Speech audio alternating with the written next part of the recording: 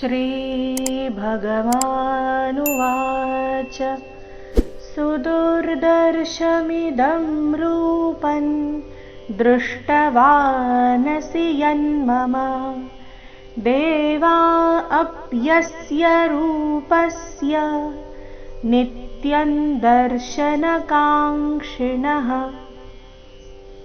ಶ್ಲೋಕಕ್ಕೂ ಮೊದಲು ಶ್ರೀ ಭಗವಾನುವಾಚ ಸುದುರ್ದರ್ಶಮಿದಂ ರೂಪಂ ಸುದುರ್ದರ್ಶಮಿದಂ. ಈ ಶಬ್ದದಲ್ಲಿ ಎಲ್ಲ ಅಕ್ಷರಗಳು ಹ್ರಸ್ವ. ಸುದುರ್ದರ್ಶಮಿದಂ ರೂಪಂ ರೂಪಂ ರುದೀರ್ಘ ರೂಪಂ ದೃಷ್ಟವಾನಸಿ ಯನ್ಮಮ ದೃಷ್ಟ ದೃಷ್ಟ ದೃ ಮೇಲೆ ಆಘಾತ ದೃಷ್ಟವಾನಸಿ. ಇಲ್ಲಿ ವಾ ದೀರ್ಘ ನ ಮತ್ತೆ ಸಿ ರಸ್ವ ಬರಬೇಕು.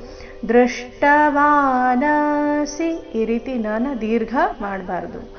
ದೃಷ್ಟವಾನಸಿ ಯನ್ಮಮ ಯನ್ಮಮ ದೇವಾ ಅಪ್ಯಸ್ಯ ರೂಪಸ್ಯ ದೇವಾ ಎರಡು ದೀರ್ಘ ಅಪ್ಯಸ್ಯ ರೂಪಸ್ಯ ಅಪ್ಯಸ್ಯ ಅ ಮತ್ತೆ ಯ ಮೇಲೆ ಆಘಾತ ರೂಪಸ್ಯ ನಲ್ಲಿ ಪ ಮೇಲೆ ಆಘಾತ ಬರಬೇಕು. ದೇವಾ ಅಪ್ಯಸ್ಯ ರೂಪಸ್ಯ ನಿತ್ಯಂ ದರ್ಶನಕಾಂಕ್ಷಿಣಃ. ತುಂಬಾ ಸರಳವಾದ ಚರಣ ಇದೆ, ನೋಡೋಣ ಪೂರ್ತಿ ಶ್ಲೋಕ ಮತ್ತೊಮ್ಮೆ.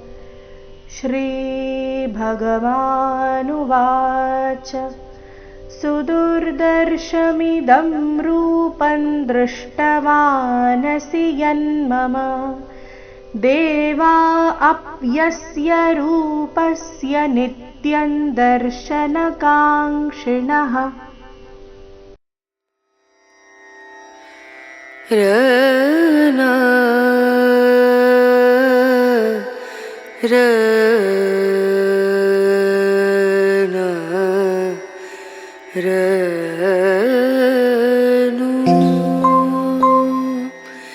रे